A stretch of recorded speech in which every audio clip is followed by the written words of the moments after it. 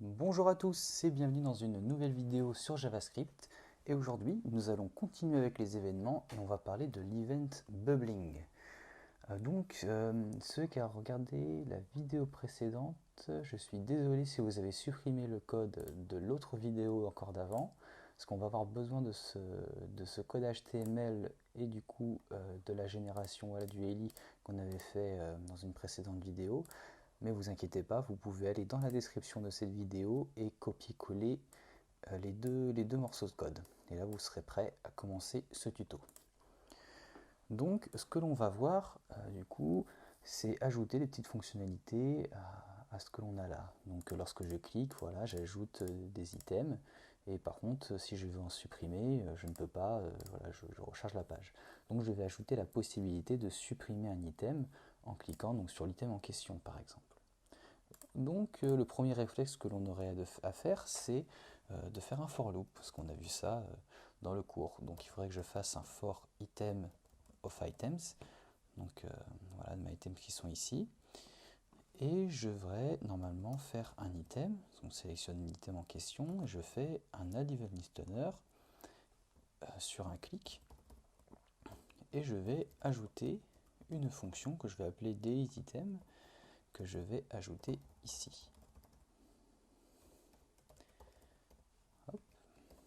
Delete item, et pour le moment je vais juste faire un console log de delete. Voilà, donc j'ajoute un item, donc pas de problème, et lorsque je clique du coup sur un item, donc là j'ai OK, ça marche, là, et par contre je me rends compte que lorsque je clique sur les items qui sont créés, cela ne fonctionne pas.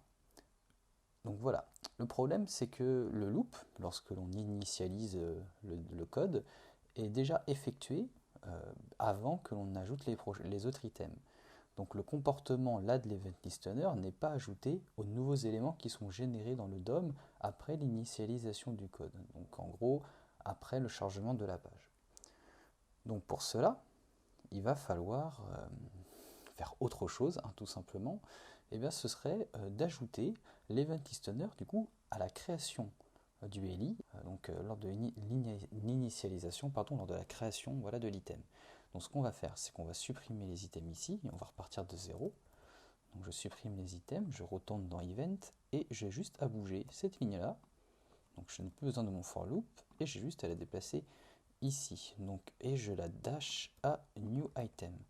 Donc ce que je vais faire là, New Item, ce qui serait intéressant, ce serait de voilà, le faire juste ici.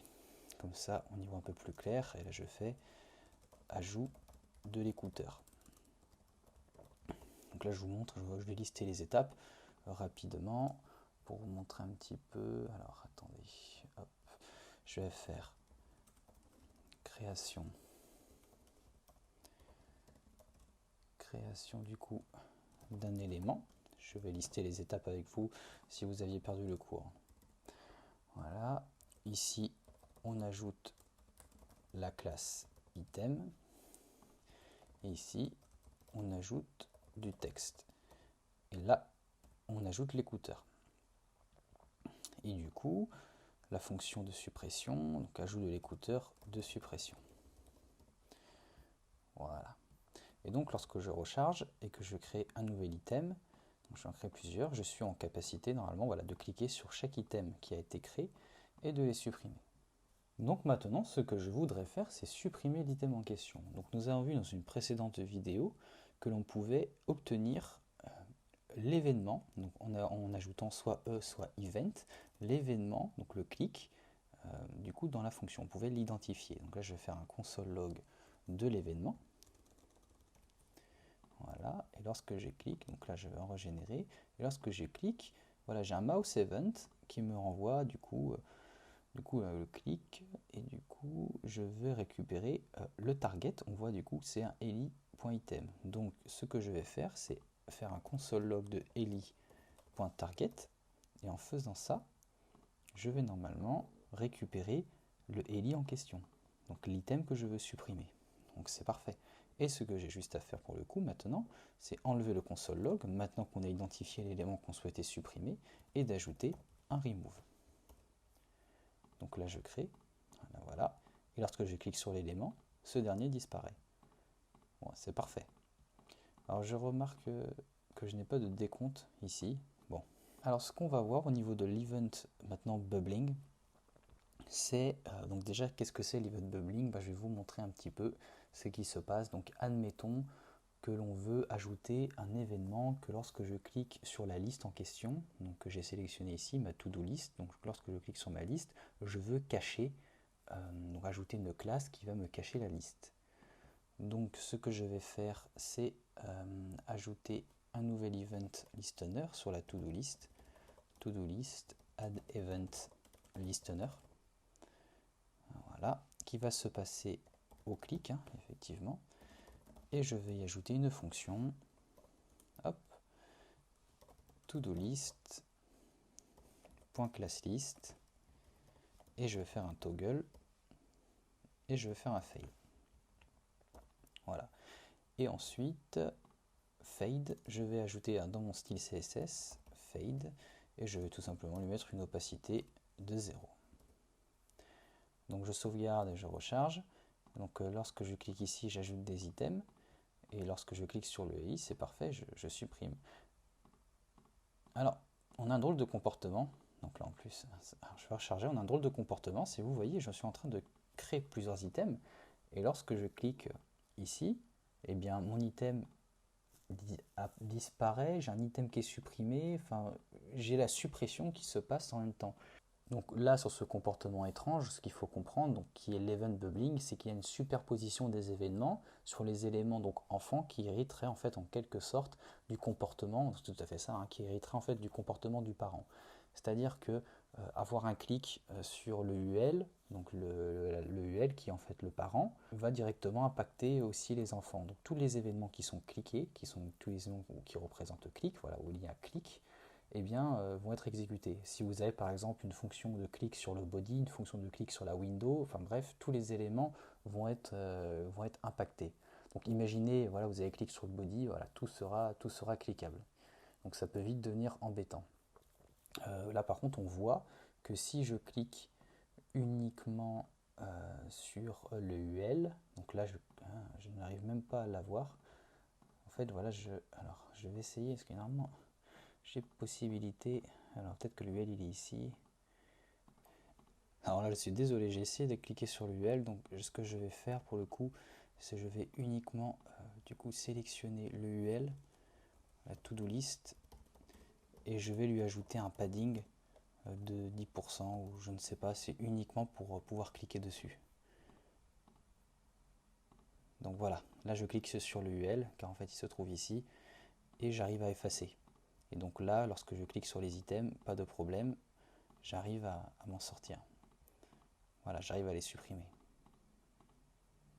Voilà. Je vais supprimer ça. Alors maintenant qu'on a réussi à faire ça, je voudrais ajouter la possibilité de créer un item par un petit formulaire. Donc ce qu'on va faire, et arrêter de cliquer sur le bouton, c'est que je vais créer un nouveau form. Donc je n'ai pas besoin d'action sur ce coup-là. Et je vais déplacer le bouton à l'intérieur. Hop. Et je vais y mettre un input texte. Donc un input de point texte pour simplifier la chose. Et je vais l'appeler name. Mettre name et name. Voilà. OK. Et je vais mettre mon cliquet ici. OK, on va laisser. Donc voilà. Parfait, j'ai créé. Là, si je clique sur le bouton, si je clique sur le bouton, j'ai un problème. Alors, qu'est-ce qui se passe? C'est que je me rends compte que lorsque je clique sur le bouton, j'ai en fait ma page qui est rechargée. Alors, ceci s'explique par le comportement tout simplement du formulaire en HTML. Il y a possibilité de stopper voilà, l'action du formulaire. Donc la solution pour stopper cet effet de chargement, enfin de rechargement de la page, c'est d'ajouter tout simplement un event, donc de faire écouter l'événement, de mettre l'événement ici et de faire un event prevent default. Voilà. Et là, normalement, je serai en capacité de créer un ID. Donc voilà, bien pensé. On arrête, grâce à Event Prevent Default, on arrête le comportement natif de l'élément HTML formulaire. Donc ce qu'on va faire tout de suite, avant que je ne l'oublie, c'est de sélectionner notre input en faisant un const, on va mettre name input est égal à document.query selector. Et si on se souvient bien, c'était voilà, un name comme ceci. Voilà. Ouais, on va mettre name, on va mettre, pardon, je dis une bêtise. Name. Oui, on va faire ça, on va mettre name. Plutôt mettre name input. Hop. Name input. Alors ce que l'on souhaite faire, c'est ajouter du texte et pouvoir du coup ajouter ce texte-là à l'item en question. Donc ce qu'il faut faire, c'est écouter, enfin regarder ce qui se passe dans le name input. Donc si je fais console name input, console log name input, lorsque je clique, alors voilà, je vois que j'ai un input texte, ok, pas de problème, et j'aimerais pouvoir voir les propriétés. Alors là, c'est pareil, je ne peux pas les afficher directement. Il faudrait que j'aille sur Mozilla, mais pour vous dire qu'en fait, il y a en fait des propriétés, une propriété qui s'appelle value. Donc si je fais .value en cliquant, là j'ai fait une bêtise. Évidemment, il n'y avait rien dedans. Voilà, il n'y avait rien dedans, donc j'ai fait. Et donc là, si je remplis et que je fais cliquer ici, effectivement, on me ressort la valeur ici. Donc ce qui va se passer, c'est très simple. Si je veux l'afficher en tant que texte, il suffit de prendre ce petit bloc-là, de copier et d'aller à la place du new item, inner item, de copier-coller, enfin de coller pour le coup, name input value. Et donc cette fois, si je mets test, j'ai bien mon événement avec le nom que j'ai tapé dans le input qui arrive. Donc ce que je pourrais faire, c'est qu'à chaque fois que je fais clic, je vois que le texte y reste. Donc au final, je peux cliquer plein de fois, voir le même texte, c'est un peu dérangeant. La seule chose qu'on a à faire, c'est très simple si on le veut, c'est du coup à la fin de la création de ce ELI, d'ajouter tout simplement name input, donc l'input, et de lui rattribuer une valeur qui va être égale à du coup des guillemets vides.